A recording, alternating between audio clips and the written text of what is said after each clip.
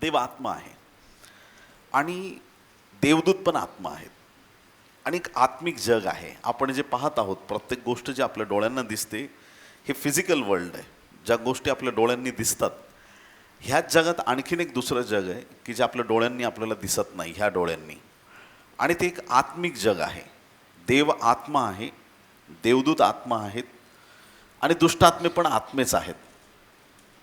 जसं देव बापाला मानवाचं तारण करण्यासाठी येशू ख्रिस्ताला पाठवण्यासाठी परमेश्वराने योजना केली, परंतु येशू ख्रिस्त आत्मा फक्त म्हणून आला नाही, तर त्याने देह धारण केलं. त्याला तुमच्या माझ्यामध्ये वस्ती करायची होती. प्रभू जर डायरेक्ट आत्मा बनूनच आपल्यात आला असता कितीतरी लोकांना तो दिसला नसता. परंतु देवाचं अस्तित्व जे आहे ते अस्तित्व मानवाला प्रकट करण्यासाठी परमेश्वराला योजना करावी लागली आणि देवबापाने एकुलत्या एक पुत्राला, जो देव आत्मा आहे, जो आत्मा जलाशयावरती तळपत होता, जो आत्मिक स्वरूपात असणारा देव आहे, त्या परमेश्वराला त्याच्या पुत्राला पाठवत असताना देह धारणा करून त्याला या जगात पाठवावं लागलं. लोक त्याला स्पर्श करू शकले, लोक त्याला डोळ्यांनी पाहू शकले. साक्षात देवाचा पुत्र, आपण देव जो बाप, देव जो पुत्र, देव जो पवित्र आत्मा म्हणतो, हा साक्षात देवपुत्र आत्म्याच्या स्वरूपात वसणारा परमेश्वर 33.5 वर्ष आपल्यात येऊन त्याचं अस्तित्व प्रकट केलं. आमच्याशी तो बोलला, बसला, आमच्या बरोबर तो राहिला. इतकं त्याचं असीम सामर्थ्य आपल्याला पाहायला मिळतं. आमेन. तर ह्या आत्मिक जगामध्ये परमेश्वराचं कार्य आपण पाहतो की परमेश्वर वेळोवेळी त्याचे देवदूत पाठवतो आणि त्याच्या लोकांची मदत करत असतो. परमेश्वर आपल्या दूतांना आज्ञा करतो. जर साऊंड डॉक्टरीनमध्ये म्हणाल तर आपण डायरेक्ट देवदूतांना आज्ञा करू नये. वैयक्तिक माझं मत आहे की देवदूतांनो या आता असं करा, नाही. मध्यस्थ येशू ख्रिस्त आहे. पित्या येशूच्या नावात मी विनंती करतो, माझ्या संरक्षणासाठी देवदूत पाठव, किंवा असं काम करण्यासाठी तुम्ही देवदूतांवरती देवाने तुम्हाला ठेवलेलं नाहीये. किती लोक आमेन म्हणतील? काही लोक डायरेक्ट मी आत्ताच्या आत्ता देवदूत बोलवतो, मी आत्ताच्या आत्ता असं करतो. तर तसं करू नका. सगळ्या अथॉरिटीज देवबापाकडे आहेत. तर परमेश्वर जो आहे तर तो परमेश्वर आत्मिक स्वरूपात काम करणारा देव आहे आणि परमेश्वराचे देवदूत पण आत्मे आहेत. देवदूत येऊन मदत करतात, प्रभू येशू ख्रिस्त मदत करतो, पवित्र आत्मा करतो, देवबाप करतो. हे आत्मिक क्षेत्र आपल्याला नेहमी सहकार्य करत असतात. त्याच प्रकारे सैतान आणि दुरात्मे देखील त्यांचं काम करत असतात. जसं सैतानाने वेगवेगळ्या कालखंडामध्ये त्याचे एजंट जगामध्ये ठेवलेले आहेत. दुरात्म्याने भरलेले लोक किंवा एखादा व्यक्ती अशा रीतीनं सैतानी प्रवृत्तीचा आपल्याला जगात पाहायला मिळतो, उत्पत्तीपासून प्रकटीकरणापर्यंत, की ते लोक देवाच्या आत्म्याने प्रेरित नसतात, सैतानी आत्म्याने प्रेरित असतात. काईनाने हाबेलाचा खून केला आणि बायबल स्पष्ट करतं, हे माझे शब्द नाहीत, बायबल स्पष्ट करतं, काईन तर त्या दुष्टाचा होता, सैतानाचा होता. म्हणजे सैतानी आत्म्याने प्रवृत्त असणारे लोक देवाच्या लोकांना पूर्वीपासून त्रास देत आलेले आहेत. फारो सैतानाचं प्रतीक आहे. लहान मुलांची कत्तल करण्याचं त्याचं मन, त्याचं धाडस तुम्ही पाहू शकता. अगदी कितीही वाईट माणूस असला तरी त्याची मजल इथपर्यंत जाणार नाही. काही गोष्टी करण्यासाठी मानवी बुद्धी किंवा मानवी विचार कमी पडतील, त्यावेळेस दुष्टात्मे त्या व्यक्तीला फोर्स करतात, ह्याला मारून टाक, याचं नुकसान कर. जी डिस्ट्रक्टिव्ह टेंडेन्सी आहे तोडण्याची, नाश करण्याची, ती आपल्याला योहान 10:10 मध्ये पाहायला मिळते. चोर कशाला येतो? चोरी करायला, घात पात, नाश करायला. डिस्ट्रॉयर येतो. ते नाश करण्याचं सामर्थ्य होतं फारोमध्ये. इजबेल पण याच प्रकारची स्त्री आहे. इजबेल कोणाचा घात करायची? संदेष्टांचा घात करायची. जे संदेष्टे आहेत त्यांचा घात करणारी ती स्त्री होती. अशा प्रकारे अनेक बायबलमध्ये लोक, हेरोद पण तसाच होता, कारण प्रभू येशू ख्रिस्ताच्या जन्माच्या वेळेस पण त्याने अशीच काहीतरी लेकरांना वधण्याची, मारण्याची त्याने आज्ञा केली होती. तर हे जे काम आहे ते दुष्ट शक्तीचं काम आहे आणि वेगवेगळ्या टायमिंगमध्ये वेगवेगळे असे लोक, एजंट सैतानाने उभे केले की ज्यांच्याद्वारे देवाच्या लोकांना त्रास होईल. इसवी सन 70 मध्ये मंदिर पाडण्यात आलं, ज्याला जरुबाबेलाचं दुसरं मंदिर म्हणतो, ते मंदिर पाडण्यात आलं. आणि त्या काळामध्ये जे रोमन साम्राज्य होतं त्यांच्यामध्ये असलेले नेरो वगैरे जे असे सम्राट होते त्यांना पण दुष्टात्म्याने पछाडलेलं होतं, कारण की ते दुरात्म्याच्या सामर्थ्याने किंवा सैतानी वृत्तीने ते देवाच्या लोकांचा नाश करीत होते. संत पौलावर पण खोटे आरोप ठेवले आपल्याला माहित आहे. तर अशा प्रकारे प्रत्येक काळामध्ये वेगवेगळ्या गोष्टी घडत येतात आणि सैतान एखाद्याला उभं करून सैतानाचं राज्य स्थापन करण्याचा प्रयत्न करतो. आपण नेहमी प्रार्थना करतो आणि परमेश्वराला हेच म्हणतो, जसे स्वर्गात तसे पृथ्वीवर. ही आपली इच्छा आहे आणि ही देवबापाची पण इच्छा आहे. जगात कुठं देवाचं राज्य आहे माहीत नाही, पण आज आपल्या प्रत्येकाच्या जीवनावर देवाचं राज्य आलेलं आहे. त्याचं राज्य आहे ते आपल्यावरती आलेलं आहे. आणि एक दिवस असा येईल, तोच यहुदा वंशाचा सिंह दाविदाच्या राजस्थानावरती बसून या पूर्ण जगावरती तो राज्य करणार. या जगावरती किती लोक आमेन म्हणतील? आणि ते राज्य काय असं 2-5 वर्षाचं नाही, 1000 वर्षांचं राज्य असेल. त्या काळात तुम्ही आणि मी आमदार खासदार असणार आहोत, आपण मंत्री असणार आहोत आणि संपूर्ण जगावरती आपण राज्य करू. तर आता ह्या विषयाला थोडं आणखीन खोल घेऊन जाऊया की प्रत्येक काळात कसे सैतानाने त्याचे लोक उभे केले आणि कशा पद्धतीने परमेश्वराच्या विरुद्ध हा दुष्ट कार्य करत आहे. निम्रोद हा शब्द तुम्ही ऐकलाय? ऐकलाय. कोण होता तो? काय होता निम्रोद? ऐका, आता चला आपण सुरुवात करूया. काही गोष्टी आपण समजून घ्यायला सुरुवात करू. बायबलमध्ये खूप म्हणजे असे काही दुष्ट लोक होऊन गेले. फारो, हेरोद, इजबेल, तिचा नवरा तो आहाब राजा पण तसलाच होता ना. नाबोताचा मळा घेतला बिचाऱ्याचा कसा काढून, तुम्हाला माहित आहे. काईन तसा होता, हामान तसा होता, मर्दखैला मारण्याचा प्रयत्न केला. दलीला तिने पण कसं बिचाऱ्या शमशोनाचं मुंडन केलं आणि कसं त्याचं सामर्थ्य नष्ट करण्याचा प्रयत्न केला. आणि यहुदा इस्करियोत बद्दल तर काही बोलायलाच नको आजच्या दिवशी. तर ह्या प्रकारचे काही लोक दुरात्म्याने भरलेले होते. यहुदा इस्करियोत पण मध्ये पण लिहिलेलं आहे, त्याच्यात सैतान शिरला. हे वचन आपण नाही बदलू शकत. याचा अर्थ की काही गोष्टींपासून मंडळीने, देवाच्या लोकांनी सावध झालं पाहिजे. ती सावधगिरी बाळगणं ह्या दिवसामध्ये खूप म्हणजे खूपच गरजेचं आहे. मग आता थोडासा निम्रोद बद्दल आपण अभ्यास करू. बायबल खूप बोलत नाही, पण जेवढं बायबल बोलतंय त्याच्यावरती आपण जास्त मनन करण्याचा प्रयत्न करू. आमेन. पहिले इतिहास, पहिला अध्याय 8 ते 10 वचनं. कोणाच्या जनरेशनमध्ये, कोणाच्या फॅमिलीत निम्रोद आलाय आधी ते समजून घेऊया. पहिले इतिहास, पहिला अध्याय 8 ते 10 वचनं. ऍक्च्युली याच्यामध्ये ती नोहाची सगळी वंशावळ वगैरे दिलेली आहे. कशा प्रकारे वंश वाढत गेले, पुढे कसे देवाचे लोक वाढत गेले याविषयी दिलेलं आहे. आता पहिले इतिहास, पहिला अध्याय 8 ते 10 वचन लक्ष देऊन ऐका. हामाचे पुत्र. आता हाम कोण होता? नोहाचा मुलगा होता. नोहाला 3 मुलं होते, शेम, हाम आणि याफेत.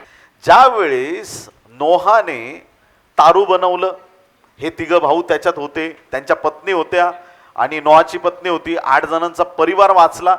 आता या ठिकाणी देवाच्या प्रिय लोकांनो, अशी घटना घडते की ज्याने तारू बनवलं होतं, जसा तो तारवाच्या बाहेर आला त्याने दारू बनवली आणि दारू बनवून द्राक्षरस पिऊन असा उघडा वागडा आपल्या डेऱ्यात पडला. हाम आला, म्हणजे त्याचा मुलगा आला. हाम आला आणि ती बापाची नग्नता त्याने पाहिली, ती परिस्थिती. तसंच त्याने काही बापाला झाकलं नाही किंवा त्या परिस्थितीत त्याने काहीतरी बापाला मदत करायला पाहिजे होती. नाते बदलत नसतात प्रियांनो. किती लोक आमेन म्हणतील? नाते बदलत नसतात, कशानेच बदलत नाहीत. उधळ्या पुत्र बापाच्या घरी होता तरी तो मुलगाच होता त्या बापाचा. त्याच्या मनात वाईट गोष्टी आल्या तरी तो त्या बापाचा मुलगाच आहे. संपत्ती घेऊन लांब देशामध्ये गेला तरी तो त्या बापाचाच मुलगा आहे. डुकरा पुढच्या शेंगा खाण्याची वेळ आली तरी पण तो त्याच बापाचा मुलगा आहे. परत रिटर्न आला तेव्हा पण तो त्याच बापाचा मुलगा आहे. याचा अर्थ ती परिस्थिती बदलली पण नातं बदलत नाही. आमेन, हालेलुया. आमच्या जीवनात पण चढ उतार येतील, पण आम्ही तरी सुद्धा देवाचेच लेकरं आहोत. अडचणी येतील, अडखळणं येतील, आमचा वाचवणारा बाप आमच्या बरोबर आहे. त्याच प्रकारे ही गोष्ट पक्की लक्षात ठेवा की चांगलं करणं कळत असून जर तू करत नाहीस तर ते पाप आहे. आमेन. एखादी गोष्ट तुम्हाला कळतीये की असं करायला पाहिजे आणि तुम्ही तसं करत नाहीत, तर ते पाप असं गणण्यात येतं. हामच्या पदरी हे पाप असं गणण्यात आलं. मग शेम आणि याफेत हे दोघ जण त्या ठिकाणी आले आणि त्यांनी बघितलं की अरे रे, बाप अशा पद्धतीनं पडलेला आहे तिथं मद्य पिऊन. त्यांनी हातात कपडा घेतला, एक तू तिकडून पकड, मी इकडून पकडतो, आणि दोघे पाठमोरे होऊन मागे मागे जात, त्यांना कळालं इथं बाप पडलेला आहे खाली. त्यांनी बापावरती तो कपडा टाकला आणि ते निघून गेले. त्यांनी आपल्या बापाची लाज झाकली. देवाच्या प्रिय लोकांनो, असे लोक देवाच्या राज्यामध्ये पाहिजेत. जे लोक इतरांची चुगलखोरी करतात, चहाडी करतात, निंदा करतात, असे लोक नकोयत. अपराधांवरती पांघरून घालणारे लोक देवाच्या राज्यामध्ये पाहिजेत. क्षमा करणारे लोक देवाच्या राज्यामध्ये पाहिजेत. आणि मग जसा नोहा शुद्धीवरती आला, मग पुढे आपल्याला माहित आहे की हामला शाप मिळाला. प्रियांनो, काय मिळालं? हामला शाप मिळाला. याचा अर्थ या हामवरती बापाने दिलेला किंवा देवाकडून आलेला त्या हामच्या गैरकृत्याबद्दल त्याच्या जीवनावरती शाप आलेला आहे. आता हामची वंशावळ मी वाचत आहे, कान देऊन ऐका. पहिले इतिहास, पहिला अध्याय 8 ते 10. हामचे पुत्र कुश, मिस्राईम, पूट व कनान. कुशाचे पुत्र म्हणजे हामचा मुलगा कुश. कुशचे पुत्र कोण आहेत पहा. कुशाचे पुत्र सबा, हवीला, साप्ता, रामा, साप्तका, आणि रामाचे पुत्र शबा व ददान. कुशाला निम्रोद झाला. म्हणजे नोहाचा मुलगा हाम, हामचा मुलगा कुश, आणि कुशचा मुलगा निम्रोद होता. आणि इथं फक्त एकाच वाक्यात लिहिलंय, तो पृथ्वीवर महावीर निपजला. पृथ्वीवर कोण होता? तो निम्रोद एक महावीर होता. निम्रोद कोण होता? एक महावीर होता. आणि आता त्या निम्रोदच्या कालामध्ये म्हणजे उत्पत्तीच्या ग्रंथात जिथं त्याचं अस्तित्व होतं, त्या ठिकाणी निम्रोद बद्दल काय लिहिलंय ते आपण पाहूया. उत्पत्ती 10वा अध्याय 8 ते 12 वचन. Genesis chapter 10 verses 8 to 12. कुशाला निम्रोद झाला. तेच परत एकदा सांगितलंय कोणाचा मुलगा आहे. आणि कुश कोणाचा मुलगा आहे? हामचा. हाम कोणाचा मुलगा आहे? नोहाचा. Very good. कुशाला निम्रोद झाला. तो पृथ्वीवर महारथी होऊ लागला. महारथी झाला तो. आधी लिहिलंय तो महावीर निपजला. नंतर सांगितलं या ठिकाणच्या वचनामध्ये तो पृथ्वीवर महारथी म्हणजे एकदम ग्रेट व्यक्ती, अनेक लोकांमधला, सगळे ऑर्डिनरी असतील तर त्यांच्यापेक्षा हा एक महारथी, एक थोर व्यक्ती झाला. तो परमेश्वरासमोर बलवान पारधी झाला. हा शब्द तुम्हाला खटकला पाहिजे. परमेश्वरासमोर बलवान ठरण्याची ताकद कोणामध्ये नाही. परमेश्वर ज्या वेळेस उभा राहतो, आम्ही सगळे त्याच्या समोर लोटांगण घेतो, आम्ही त्याच्या समोर नतमस्तक होतो. पण निम्रोद नावाचा व्यक्ती असा महावीर झाला की परमेश्वरासमोर तो बलवान वीर असं म्हणण्यात आलंय. याचा अर्थ इथं काहीतरी गडबड आहे की जो परमेश्वरासमोर स्वतःला नम्र करत नाहीये आणि त्याच्या वर्तणुकीमध्ये आपल्याला काय दिसतंय तर तो एक पारधी आहे, तो बलवान आहे.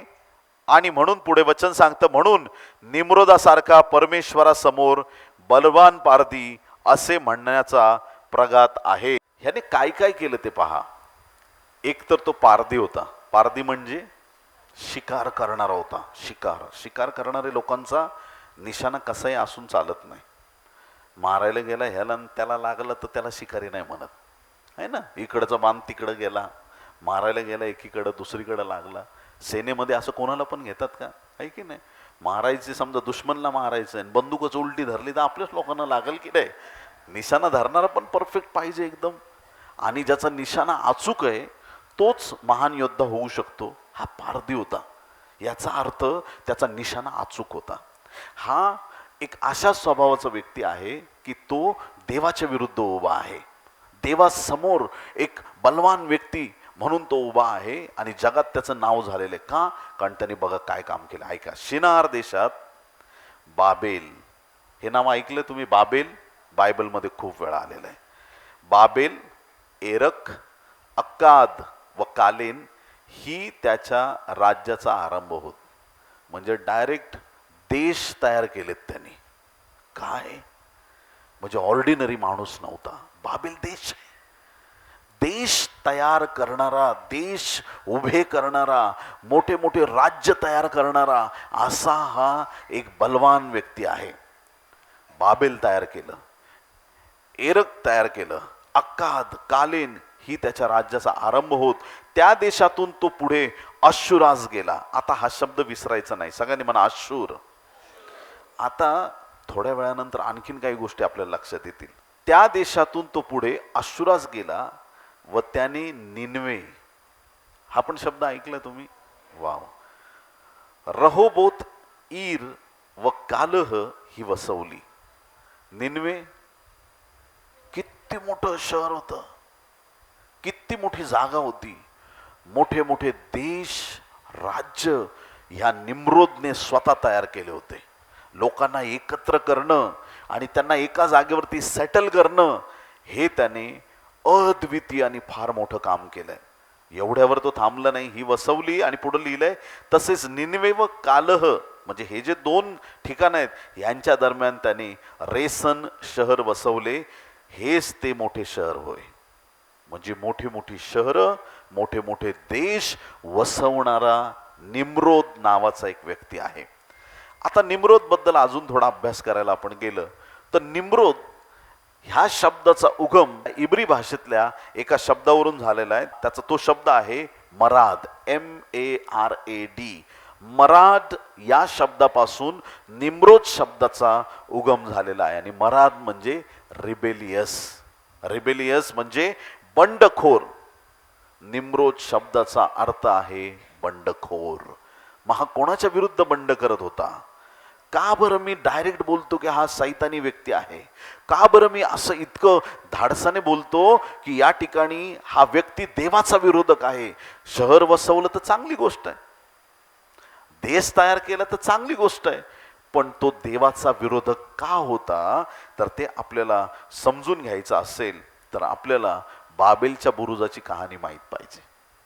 बाबेलचा बुरुज लोकांनी काय केलं? आपली पांगापांग होऊ नये, आणि ही त्याच काळातली गोष्ट आहे. ते जे बाबेलचा बुरुज बांधणारे लोक होते त्यांचं नेतृत्व करणारा व्यक्ती निम्रोद होता. आलं लक्षात? सगळ्या गोष्टी बाबेल वसवणारा, शिनार देशामध्ये ही सगळे देश वसवणारा, मोठी मोठी शहरं वसवणारा तो व्यक्ती निम्रोद आहे. तो बलवान आहे. त्याच्या शब्दाचा, त्याच्या नावाचा अर्थ रिबेलियस आहे, की जो विरोध करणारा आहे. मग ह्याच्यात विरोध कुठं झाला? ह्याच्यात विरोध हा झाला की देव बापाने नोहाला आशीर्वाद दिला, त्याच्या मुलांना आशीर्वाद दिला. संपूर्ण पृथ्वीवर तुमची पांगापांग झाली पाहिजे. आमेन. एकाच जागेवर थांबू नका.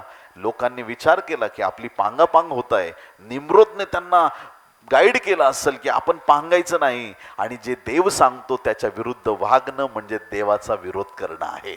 परमेश्वराने सांगितलं मधल्या झाडाचं फळ खाऊ नको, ते खाणं म्हणजे देवाचा विरोध करणं आहे. आणि देवाचा पक्का विरोधक सैतान आहे. आणि ज्या ज्या वेळेस लोकांनी देवाचा विरोध केलेला आहे ते मानवी बुद्धीने करत नाहीत. झाडावरचा सर्प त्यांना सहकार्य करणारा असतो. प्रियांनो, निम्रोदला मदत करणारी ही दुष्ट शक्ती आहे. या वाईट गोष्टी आहेत. याचा आपण बारकाईने लक्ष याच्यावरती केंद्रित केलं पाहिजे. देवाच्या प्रिय संतगणांनो, ज्या वेळेस परमेश्वराने पाहिलं की हे लोक आता बुरुज बांधत आहेत, आणि निम्रोदला असा बुरुज बांधायचा होता की तो बुरुज आकाशाच्या पलीकडे गेला पाहिजे, तारांगणाहून पलीकडे गेला पाहिजे, देवापेक्षा त्याचं नाव मोठं झालं पाहिजे. देवाच्या प्रिय लोकांनो, ज्या ज्या वेळेस माणसाने स्वतःला देव बनवण्याची तयारी केली किंवा त्याने देव बनवण्यासाठी, स्वतःला देव बनवून घेण्यासाठी ज्या ज्या वेळेस मनुष्य कार्यरत होता त्या त्यावेळेस परमेश्वराने त्या गोष्टीचा विरोध केलेला आहे. कारण बायबल सांगतं परमेश्वर त्याचं गौरव कोणालाही देत नाही. आमेन. तो देव आहे आणि तो देव असणार आहे. प्रियांनो, तो होता, आहे आणि असणार. त्याच्या अस्तित्वाला कोणी बदलू शकत नाही. आणि मग काय? देव खाली आला. देव खाली आला आणि देवाने भाषांचा गोंधळ केला.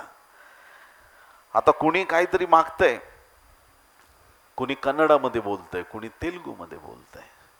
कोणी मराठीमध्ये बोलतंय, कोणी गुजरातीमध्ये बोलतंय, प्रश्न विचारलाय स्पॅनिशमध्ये आणि उत्तर देतोय मराठीमध्ये. हां, आम्ही एकदा परदेशात गेलो, एक आंटी तिकडे त्या दुकानवाल्याशी हिंदीमध्ये बोलत होत्या. कितने को देता है बोल जल्दी. असं होतं कधी कधी.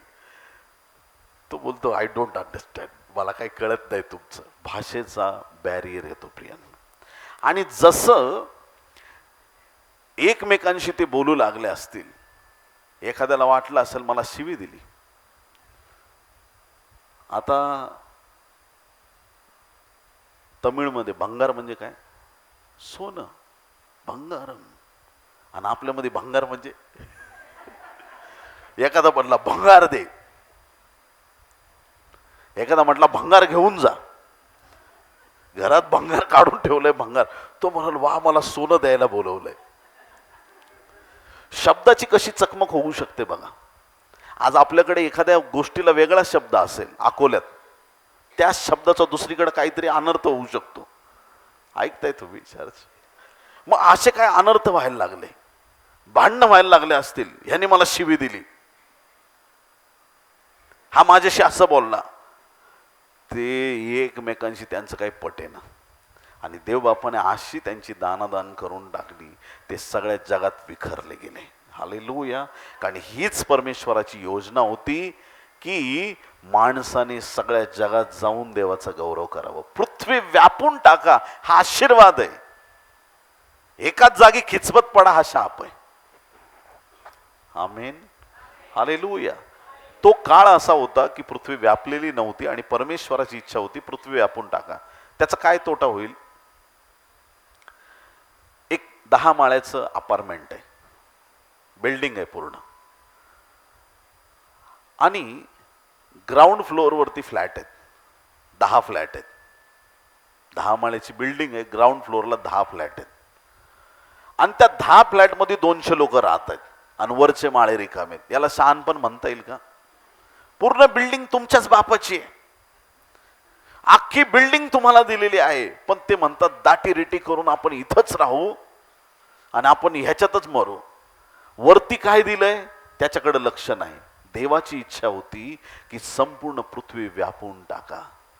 आज जर तुम्ही इतिहास पाहिला अकोल्याचा, पूर्वीचे दिवस कसे असतील, एकदम ज्या जमिनींकडे कुणी बघत नाही अशा जमिनी मिशनऱ्यांनी घेतल्या प्रियांनो. आणि आज त्या मिशनऱ्यांनी घेतलेल्या जागा ज्या त्या प्राईम लोकेशनला आहेत. हालेलुया. देवाच्या प्रिय लोकांनो, ही गोष्ट आम्हाला कळाली पाहिजे की देवबापाने पांगापांग करायला सांगितली होती, सगळ्या जगात जा. परंतु मनुष्य एक जागेवरती थांबून राहिला, कारण त्याला देव सांगत नव्हता, सैतान त्याला सांगत होता. तो काळ होता निम्रोदचा, की या दुष्ट व्यक्तीच्यामुळे लोकांची पांगापांग होत नव्हती. सुरुवात झाली, लगेच देश बसवायची गरज नव्हती, सुरुवात झाली आहे. आता इथं थांबण्याची गरज नाही, आता स्प्रेड होण्याची गरज आहे, आता सगळ्या विश्वात जाण्याची गरज आहे. आणि त्या देवाच्या योजनेला अटकाव करण्याचा प्रयत्न हा बलवान पारधी करण्याचा प्रयत्न करत होता. आणि त्याची योजना परमेश्वराने रद्द केली. बाबेलचा बुरुज होऊ शकला नाही.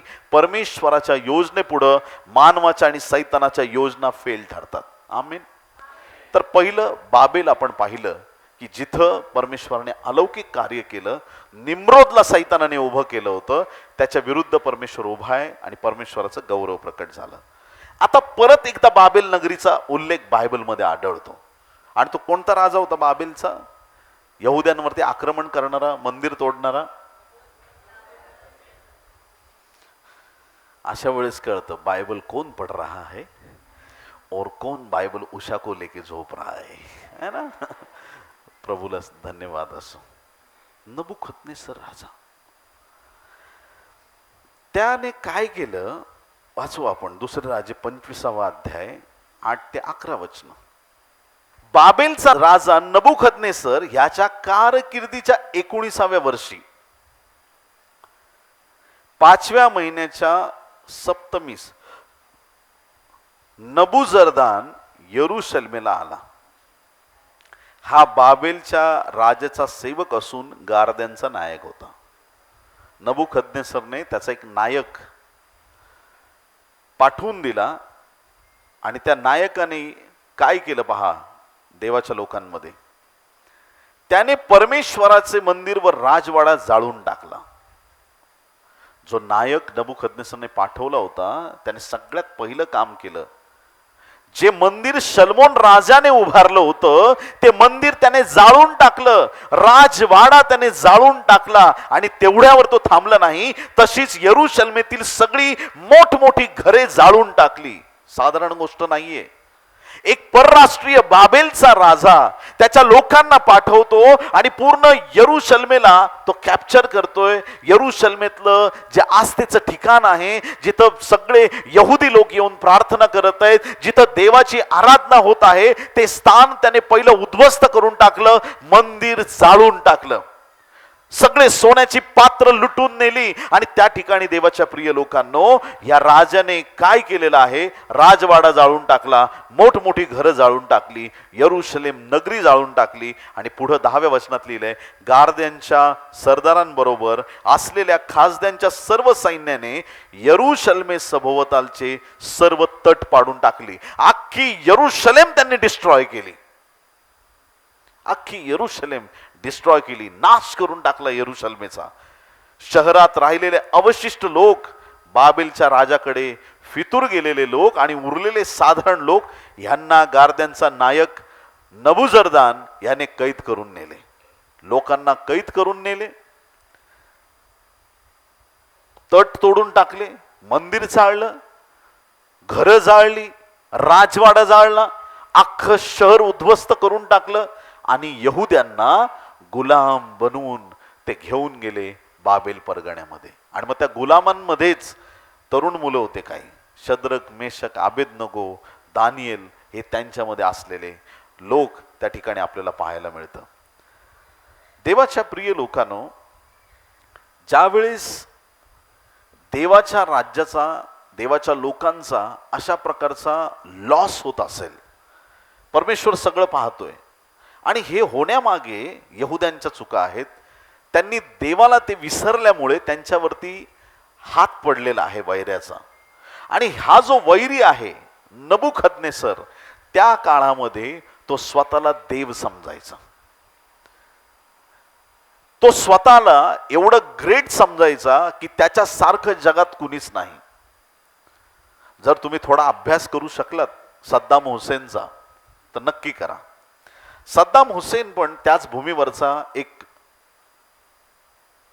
त्या ठिकाणातला एक ग्रेट व्यक्ती होऊन गेला लोकांच्या नजरेमध्ये. सद्दाम हुसेनचं जीवन चरित्र किंवा त्याच्याबद्दलची जर तुम्हाला माहिती मिळाली तर नक्की वाचा. सद्दाम हुसेनच्या ना, म्हणजे ऍक्च्युली आता मी इराण इराक बद्दल बोलत आहे. तेव्हाचा बाबेल आत्ताचा इराण इराक देश आहे आणि तिथंच हा सद्दाम हुसेन झाला. आणि त्याने कशा तेलाच्या विहिरींना आग लावली वगैरे, त्यांनी केलेले कृत्य सुद्धा बायबलमध्ये लिहिलेलं आहे, प्रकटीकरणामध्ये. तुम्ही ऐकताय, प्रत्येक घडामोडी ज्या जगात मोठ्या मोठ्या होत आहेत त्याची नोंद भविष्यवाणीच्या रूपात बायबलमध्ये केलेली आहे. आता देवाच्या प्रिय लोकांनो, जर त्या व्यक्तीचा, सद्दाम हुसेनचा तुम्ही बारकाईने अभ्यास केला तर त्याच्या घरामध्ये एक चित्र होतं. घोड्याचा रथ आहे आणि त्या रथामध्ये एक स्वार आहे आणि तो रथ घेऊन फार वेगाने चालल्याचं असं चित्र त्याच्या घरात लावलेलं आहे. ज्यावेळेस लोकांनी विचारलं हा कोण आहे, तो असं म्हणतो की हा माझा रोल मॉडेल आहे. आणि ते चित्र कोणाचं होतं तर ते चित्र बाबेलचा राजा नबुकदनेस्सर याचं होतं, त्याचा रोल मॉडेल. आणि तो म्हणत होता की जसं नबुकदनेस्सरच्या काळामध्ये देश होता माझा, तसा मी परत बनवणार आहे, हे त्याचं स्वप्न होतं. इतका नबुकदनेस्सर अनेक पिढ्यांवरती इम्पॅक्ट करणारा असा एक राजा होता की ज्याने खूप स्वाऱ्या केल्या, भरपूर संपत्ती मिळवली. आणि दानिएलाच्या त्या स्वप्नाचा अर्थ ज्यावेळी दानिएलाने सांगितला, त्या पुतळ्यामध्ये शिर सोन्याचं सांगितलेलं आहे. आणि ते सोन्याचं शिर कोण आहे? नबुकदनेस्सर राजा आहे. जसे वेगवेगळे राज्य पाहायला मिळतात, नबुकदनेस्सरला सोन्याची उपमा दिलेली आहे. अशा प्रकारचा तो एक राजा होता की ज्याने भरपूर संपत्ती जमा केली आणि त्याने देवाच्या मंदिराचा नाश केला. देवाच्या मंदिराचा नाश करणारे लोक कधीच देवाच्या आत्म्याने प्रेरित असू शकत नाहीत. असे कैक तुम्हाला गोष्टी पाहायला मिळतील की तो अगदी दुष्ट व्यक्ती आहे, दुष्टात्म्याने प्रवृत्त आहे, सैतानाचा तो एजंट आहे आणि तो ह्या प्रकारे काम करत आहे. देवाच्या प्रिय लोकांनो, आता ह्या बाबेलच्या राजाचा परमेश्वराने कसा नाश केला किंवा त्याचं जे राज्य आहे ते परमेश्वराने कसं डिस्ट्रॉय केलं वाचूया आपण दानियल 5:26 ते 31 वचन. याचा अर्थ असा, मने म्हणजे जे भिंतीवरचं लिखाण आहे, राजाने देवाची पवित्र पात्र मंदिरातली यरुशलेमेतली जी आणली होती, ती देवाची पवित्र त्याच्या मंदिरातली पात्र राजाने मद्य पिण्यासाठी त्याच्या लोकांना दिली, स्वतः पण वापरली. त्या राज्याचा झाडा घेण्यासाठी परमेश्वराने कार्य केलं आणि त्या बेलशस्सर राजाला परमेश्वराने ताडण केलं असं आपल्याला पाहायला मिळतं. भिंतीच्या ओलाव्यावरती एक लेख लिहिण्यात आला होता आणि तो लेख होता मने मने तकेल उफारसीन, आणि त्याबद्दल सांगितलंय दानिएलाने अर्थ तो ऐका. मने म्हणजे देवाने तुझ्या राज्याचा काल मोजून त्याचा अंत केला आहे. तकेल म्हणजे तुला तागडीत तोलले व तू उणा भरलास. परेस म्हणजे तुझे राज्य विभागून मेदी व पारसी यांना दिले आहे. तेव्हा बेलशस्सराने आज्ञा केल्यावरून त्यांनी दानिएला जांभळ्या रंगाचा पोशाख लेववला, त्याच्या गळ्यात सोन्याचा गोफ घातला व त्याच्या संबंधाने सर्वत्र द्वाही फिरवली की हा राज्यातील तिघा अधिपतीतला एक आहे. त्याच रात्री खासद्यांचा राजा बेलशस्सर ह्याचा वध झाला आणि दर्यावेश मेदी हा सुमारे 62 वर्षाचा असता राजपदारूढ झाला. बाबेलचं राज्य त्या दिवशी संपलं. देवाच्या प्रिय लोकांनो, परमेश्वराच्या राज्याच्या विरुद्ध उभा राहणारे टिकू शकत नाहीत. सुरुवातीची निम्रोदची बाबेल देवाने बुरुज रद्द केला. जी दुसरी बाबेल आपण तिथंच पाहत आहोत, उभारण्याचा प्रयत्न आहे. दुसरी बाबेल, त्याला वाटलं त्या नबुकदनेसरला की माझं राज्य सार्वकालिक आहे, मी खूप थोर राजा आहे, पण त्याचं राज्य सुद्धा ढासळलं. पहिली बाबेल पडली, दुसरी बाबेल पडली, आता तिसऱ्या बाबेलचा नंबर आहे. आमेन, हालेलुया. आता तिसरी बाबेल आम्ही थोडक्यात समजून घेऊया. कितवी बाबेल? ऐकताय लक्ष देऊन? समजतंय सगळ्यांना? खरंच की काय? पहिला राजा कोण सांगितलं मी? त्यांनी शहरं वसवली, बाबेल वसवली, निम्रोद. दुसरा राजा बाबेलला डेव्हलप करणारा नबुकदनेसर. म्हणजे हे दोन्ही पण देवाच्या योजनेच्या विरुद्ध वागले. आता जी तिसरी बाबेल आहे ती आपल्याला थोडक्यात समजून घ्यायची. खूप कठीण विषय, पण ऐकल्यावर तुम्ही म्हणाल की पास्टर उगाच तुम्ही कठीण म्हटले, हे तर खूप सोपं आहे. कारण आता आपण प्रकटीकरणाच्या पुस्तकात उडी मारणार आहोत. चालेल? बर. 12व्या अध्यायातली स्त्री इस्रायल राष्ट्र आहे आणि 19व्या अध्यायातली स्त्री मंडळी आहेत. येशूचे जेवढे विश्वासणारे जगामध्ये आहेत ते सगळे 19व्या अध्यायात आहेत.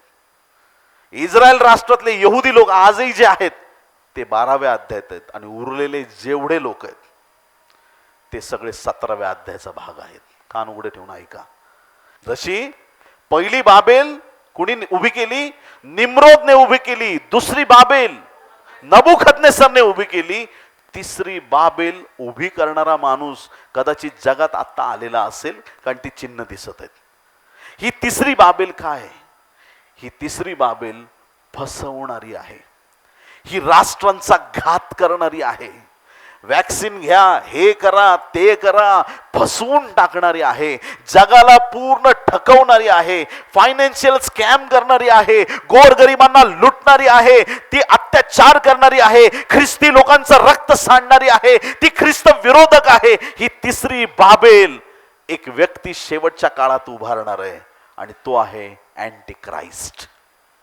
निम्रोद, नबुकदनेसर, ह्या टायमिंगला सैतान एकाला उभा करणार आहे आणि तो असणार आहे ख्रिस्त विरोधक.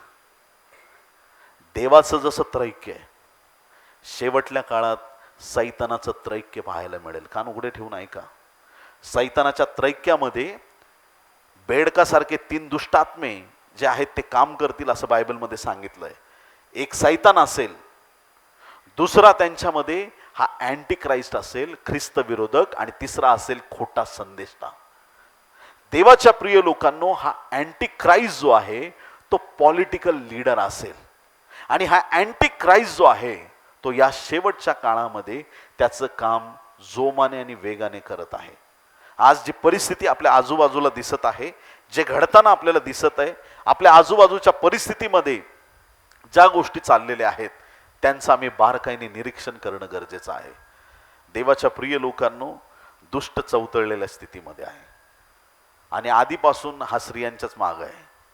पहिलं तिकडं हवेच्या माग आहे, नंतर मग 12व्या अध्यायात तिच्या मागे लागलाय आणि नंतर आता मंडळीच्या पण मागे लागलेला आहे. हा सैतान निरंतर देवाच्या लोकांना छळण्याचा प्रयत्न करत आहे. पण तुमचा आणि माझा विश्वास प्रभूवरती निर्भीड असला पाहिजे. प्रियांनो, अँटी क्राइस्ट फार लवकर रिव्हील होईल आता ह्या दिवसांमध्ये. सावध असावं. निम्रोदचाच आत्मा आहे, तोच आत्मा आहे. मंदिर तोडणारा आत्मा आहे, देवाच्या लोकांचा नाश करणारा आत्मा आहे, देवाच्या इच्छेच्या विरुद्ध वागणारा आत्मा आहे. अँटी क्राइस्टला बायबलमध्ये 5 वेगवेगळी नावं दिलेली आहेत ख्रिस्त विरोधकाला. एक तर सगळ्यात पहिलं ख्रिस्त विरोधक त्याचं नाव आहे. दुसरं जे त्याला नाव देण्यात आलेलं आहे त्याला पाप पुरुष म्हटलेलं आहे. पाप पुरुष त्याचं नाव देण्यात आलेलं आहे. त्याला तिसरं नाव देण्यात आलेलं आहे नाशाचा पुत्र. चौथं त्याचं नाव दिलेलं आहे अनितिमान पुरुष. आणि पाचवं आणि शेवटचं नाव दिलेलं आहे लहान शिंग. कारण की श्वापदाच्या 3 शिंगांना तोडून त्यातून आलेला हा असणार आहे. म्हणजे याचा वैयक्तिक मला असं रिव्हिलेशन आहे की 3 राजांचा तो नाश करून टाकेल, 3 राजांना खलास करील आणि त्यांच्या जागेवर तो स्वतः उभा राहील, असं काही तो कारस्थान करणार आहे. अशा प्रकारचा हा अँटी क्राइस्ट 5 कामं जगात येऊन करणार आहे. सगळ्यात पहिलं काम तो करणार, फसगत करणार. सैतानाचं जे काम आहे लोकांना ठकवणे, फसवणे. अँटी क्राइस्ट फसगत करणार. प्रियांनो, मार्क 13:6 मध्ये बायबल सांगतं की खूप लोक येतील आणि मीच ख्रिस्त आहे म्हणतील, फसगत करतील. ह्या दिवसात ख्रिश्चन लोकांची फसगत करणं फार सोपं झालेलं आहे. आणि कसं फसवतात? विरोध करून नाही फसवणार, तुमच्यातलेच आहेत असे लबाड लांडगे म्हणून तुमच्यामध्ये येतील. नेहमी सावध राहिलं पाहिजे.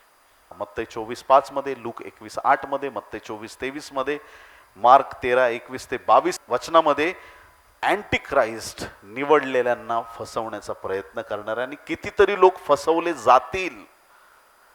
जिथं गर्दी आहे तिथं सत्य आहे हे पण एक मनातून काढून टाका. जहां 2 या 3 जमा हो, बस प्रभू तिथं आहे. गर्दी आहे म्हणजे सगळे खरेत असं नाही. एक गर्दी होती की त्या गर्दीमध्ये येशू ख्रिस्ताचा जय जयकार चालला होता. होसान्ना होसान्ना, प्रभूच्या नावाने येणारा राजा धन्यवादित असो. काय गर्दी आहे, वा वा वा, खूप सुंदर गर्दी. हीच गर्दी 8च दिवसात येशूला क्रूसावर खेळा, याला मारून टाका, याला सोडू नका, याला क्रूसावरती द्या, हो असा करतो, हा तसा करतो, त्याच्या विरुद्ध बोलायला लागले. गर्दी तीच आहे, तेच लोक आहेत. 8 दिवसात फिरले. म्हणून गर्दी कधी कुठं फिरेल सांगता येत नाही. गर्दीवर भरोसा ठेवू नका. आमेन. पाळक साहेब, मी यूट्यूबला संदेश टाकतो, फक्त 15 व्ह्यू येतात, फक्त 200 येतात. अरे हट, तुझं काम तू करत राहा. एक जरी व्ह्यू आला तरी त्याच्यामुळं देवाचं राज्य वाढणार आहे. समजतं तुम्हाला? किती लोक येत आहेत आणि काय होतंय तो दुय्यम भाग आहे. जे काम दिलंय ते पूर्ण करा. लोक आज डोक्यावर घेतील, नेहमीच घेतील असं समजू नका. समजतं तुम्हाला? सावध व्हा, कारण की हा फसवेगिरीचा काळ आहे. दुसरी गोष्ट, अँटी क्राइस्ट 666चा शिक्का जगातील लोकांना देणार आहे.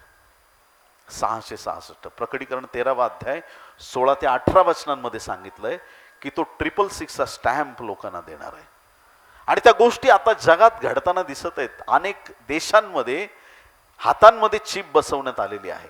दरवाजा गाडीचा उघडू नका, घराचे दरवाजे उघडू नका, प्रत्येक गोष्ट एकदम ऑटोमॅटिक होणार, सगळ्या गोष्टी. आणि तो समय आता आलेला आहे. 666 काय आहे प्रियांनो? 666. 6 आकडा मनुष्याला दर्शवतो. का दर्शवत असेल? सोपं आहे एकदम. बस, क्या बात आहे. 6व्या दिवशी मनुष्याची निर्मिती केली देव बापाने. 6 आकडा मनुष्याला दर्शवतो, 3 आकडा देवाला दर्शवतो. का? 3ऱ्या दिवशी प्रभू जीवन झाला. आणखीन काय सांगता येईल 3 आकड्याबद्दल? हा, देव जो बाप, देव जो पुत्र, देव जो पवित्र आत्मा, त्रैक्य देव. सहा मनुष्य, सहा मनुष्य, सहा मनुष्य, पण 3 वेळा मनुष्य देवा समान होण्याचा प्रयत्न करील, तो 666 आहे. मनुष्य देवा समान होण्याचा प्रयत्न करील. स्टारलिंक नावाची कंपनी, नाव ऐकलंय? आम्ही अभ्यासच करत नाही. स्टारलिंक नावाच्या कंपनीने कोविड काळामध्ये 1,500 पेक्षा जास्त सॅटेलाइट वरती पाठवलेत. किती? आणि आम्हाला माहित नाही. आमच्याकडे मुंबईत एक एरिया आहे कांजूर मार्ग म्हणून. एक दिवशी बघितलं एवढे कावळे तिथं मरून पडले होते. आमचे ते सिस्टर राहतात, त्यांनी सांगितलं माहित नाही मास्टर, आमच्या घराच्या मागे इतके कावळे मरून पडलेत, काय झालं माहित नाही. खूप ठिकाणी पक्षी मरत होते. ज्या ज्या वेळेस जिथं जिथं कडक लॉकडाऊन लावलेला होता त्या त्या ठिकाणांमध्ये खूप पक्षी मेलेत. त्यावेळेस 5Gची चेकिंग चालू होती. काही ठिकाणी त्याच्या वेव्ह स्ट्रॉंग झाल्यामुळे पक्षी मरण पावलेत. असं घडलंय.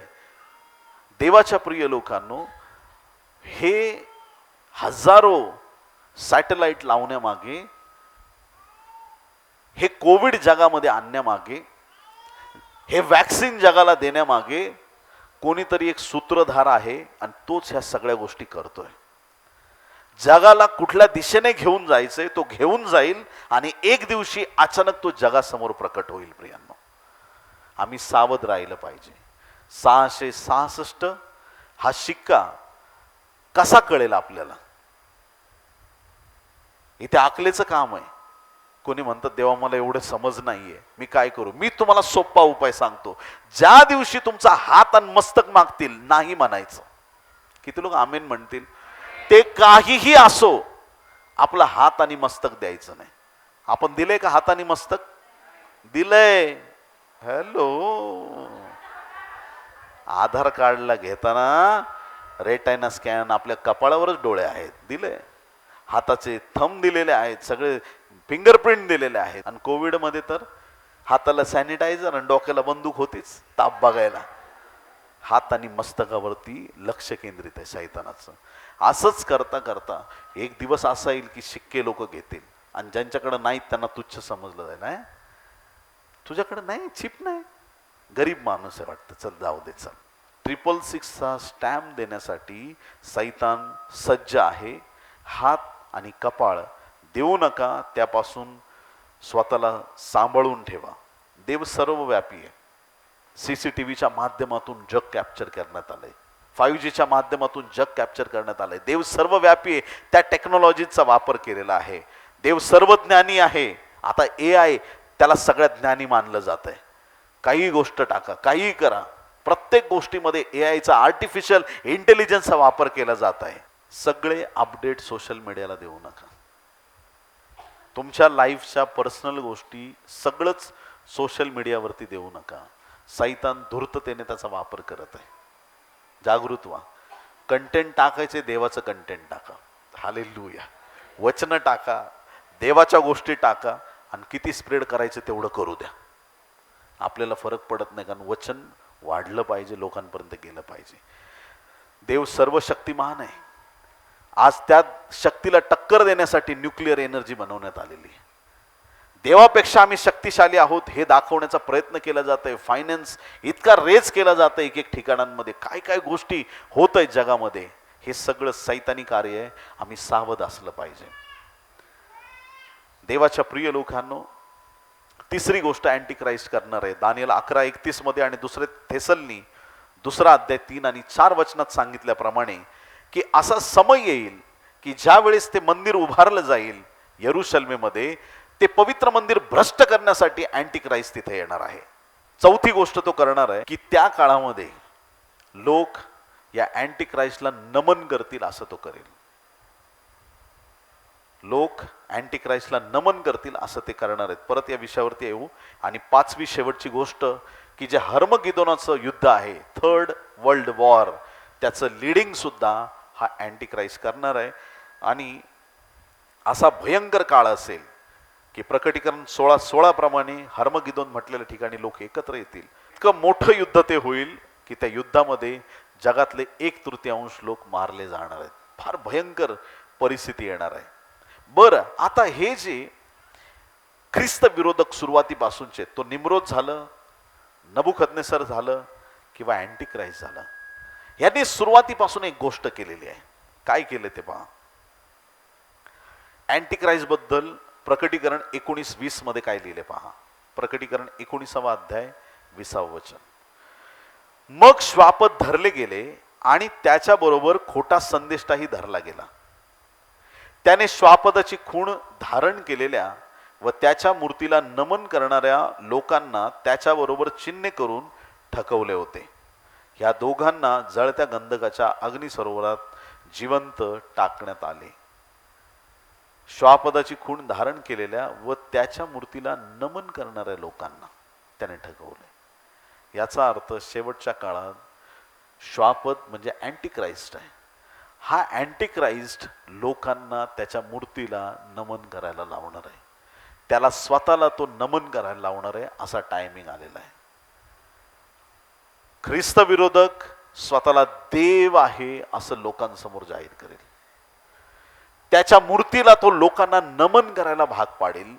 असे दिवस जवळ येऊन ठेपलेले आहेत. मग आता निम्रोदनी असं काही केलं की स्वतःला देव बनवण्याचा प्रयत्न.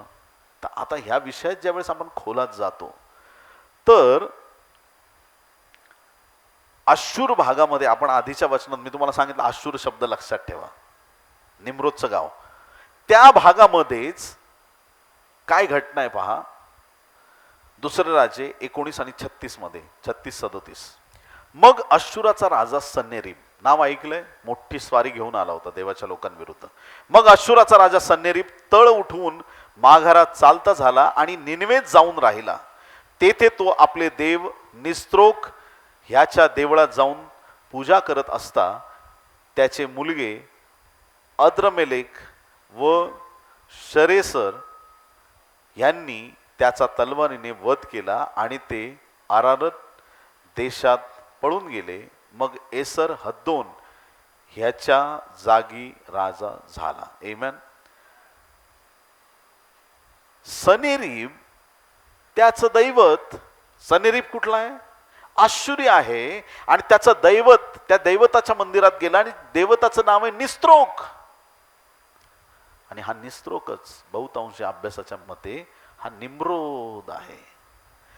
जे आर्किओलॉजिस्ट त्या जागेचं उत्खनन करून ज्यावेळेस एक्झॅक्ट त्या काळातल्या, म्हणजे नोहाच्या मुलांच्या काळातल्या, नातवाच्या काळातल्या गोष्टींचा ज्यावेळेस अभ्यास करतात तेव्हा त्यांना काही गोष्टी दडलेल्या त्यांना सापडल्या.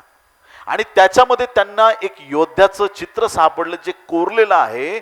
आणि ते चित्रामध्ये दाखवलंय की तो जनावरांची शिकार करतोय. आणि तो निम्रोद त्या ठिकाणी पाहायला मिळतो. त्याची लोक उपासना करायचे, त्याला लोकांनी देव बनवलं होतं. म्हणजे याचा अर्थ नबुकदनेस्सरने पण मूर्ती उभारली स्वतःला देव बनवण्यासाठी, निम्रोदने पण मूर्ती उभारली स्वतःला देव बनवण्यासाठी, आणि अँटिक्राइस्ट पण मूर्ती उभारणार आहे स्वतःला देव बनवण्यासाठी. आपण शेवटच्या काळात आहोत. आपण सावध राहिलं पाहिजे. ज्या गोष्टी देवाला आवडत नाहीत, चालत नाहीत, त्याच्यापासून आपण दूर राहिलं पाहिजे. आता नबुकदनेस्सरने बनवलेली मूर्ती कशी होती? दानिएल 3रा अध्याय 1 वचन. नबुकदनेस्सर राजाने सुवर्णाची एक मूर्ती केली, सोन्याची मूर्ती. तिची उंची 60 हात. किती हात? आणि रुंदी 6 हात. 60 हात, 6 हात. 50 नाही घेऊ शकत, 70 नाही घेऊ शकत, 6च का? 666चा इथं संबंध येतो. ही श्वापदाची खून आहे. देवाच्या प्रिय लोकांनो, या ठिकाणी या तीनही वेगवेगळ्या राजांच्या जीवनामध्ये ही गोष्ट आपल्याला पाहायला मिळते. 3 बाबेल नगरी, त्यांना बनवणारे 3 दुष्ट लोक. आता आपल्या काळात पण एक दुष्ट व्यक्ती उभा राहणार आहे. आम्ही सावध असलं पाहिजे. मंडळीने निरंतर सावध असलं पाहिजे. बरेच लोक बऱ्याच ठिकाणाहून बऱ्याच गोष्टी शिकून येतात. मंडळीला त्या गोष्टी जमत नाहीत, आवडत नाहीत, किंवा ज्या गोष्टी देवाच्या वचनाची साथच देत नाहीत, त्या गोष्टी आमच्यापासून दूर राहिल्या पाहिजेत. चर्चमध्ये असे काही लोक नेहमी जागृत असले पाहिजेत की जे अशा प्रकारचा अभ्यास करून चुकीच्या सिद्धांतांना देवाच्या लोकांपासून दूर ठेवतील. आमेन. आमच्यात धाडस असलं पाहिजे. कोणी पण आला काही पण शिकवलं आणि गेला नाही. तुमच्यात धाडस असलं पाहिजे. तुम्ही जे आता सांगितलं याला बायबलचा रेफरन्स आहे का? तुमच्या मनचे विचार ऐकायला आम्ही आलो नाही, जे देव बोलतो ते आम्ही ऐकायला आलो आहोत, असं तुम्हाला धाडसाने म्हणता आलं पाहिजे. आणि चुकीच्या गोष्टींना कधीही मंडळीमध्ये शिरकाव करू देऊ नका. आमेन. ज्या गोष्टी देवापासून नाहीत, ज्या गोष्टी सशास्त्र नाहीत, त्याच्या विरोधात आम्ही उभं राहिलं पाहिजे. अन्यथा कुणी पण येऊन विस्कळीतपणा आणू शकतो. सावध राहा. मग आता ही शेवटची बाबेल उभी राहील. त्या बाबेलचं काय होणार? प्रकटीकरण 18 अध्याय 2 आणि 3 वचन. प्रकटीकरण 18 2 आणि 3. तो जोरदार वाणीने म्हणाला, पडली, मोठी बाबेल पडली, ती भूतांची वस्ती व सर्व प्रकारच्या अशुद्ध आत्म्यांचा आश्रय व सर्व प्रकारच्या अशुद्ध व ओंगळ पाखरांचा आश्रय अशी झाली आहे. कारण तिच्या जार कर्माबद्दलचा क्रोधरूपी द्राक्षरस सर्व राष्ट्र प्याली आहेत. पृथ्वीवरील राजांनी तिच्याबरोबर जार कर्म केले व पृथ्वीवरील व्यापारी तिने आपल्या विषयभोगास खर्चलेल्या द्रव्यबळाने धनवान झाले. या ठिकाणी पडली, मोठी बाबेल पडली. आमेन. हालेलुया. जो देव दागोनाला पाडणारा आहे तो बाबेल नगरीला पाडणार. ज्या परमेश्वराने गल्ल्याताला खाली पाडलं तो परमेश्वर त्या बाबेल नगरीला पाडणार. ज्या ज्या गोष्टी तुमच्या विरोधात आणि देवाच्या विरोधात उभ्या आहेत त्या कितीही प्रबळ झाल्या तरी परमेश्वर त्यांना पाडून टाकणारा देव आहे. शत्रू कितीही प्रबळ झाला तरी तुम्हाला घाबरण्याची गरज नाही. बोलो येशू मसीह की. आनंदी आहेत तुम्ही? तर आता एक गोष्ट आपल्याला कळाली की शेवटच्या काळामध्ये 2 ख्रिस्त येणार आहेत. एक ख्रिस्त तो खोटा ख्रिस्त, अँटी क्राइस्ट आहे, तो लोकांमधून येणार आहे. आणि दुसरा ख्रिस्त मात्र स्वर्गातून येणार आहे. मंडळी त्या खऱ्या ख्रिस्तासाठी तयार होत आहे. जगातून आलेल्या नाही, जो स्वर्गातून येत आहे त्या प्रभूसाठी आम्ही तयार असलं पाहिजे. आमेन. हालेलुया. बायबल सत्य आहे. देवाची वचनं सत्य आहेत. जे दृष्टांत, ज्या गोष्टी पवित्र शास्त्रात दिलेल्या आहेत त्या 100% खऱ्या आहेत. यावर विश्वास ठेवून आम्ही या वचनांचा अभ्यास करून ह्या काळात आम्ही सतर्क राहिलं पाहिजे. आम्हाला खूप गोष्टी करण्याचं कारण नाही. आम्हाला फक्त देवामध्ये टिकून राहायचंय. असत्याला आमच्यामध्ये येऊ द्यायचं नाही. खोट्या शिक्षणाला आमच्यात येऊ द्यायचं नाही. जे सत्य आहे त्या सत्यात आम्ही टिकून राहणं गरजेचं आहे. आमेन.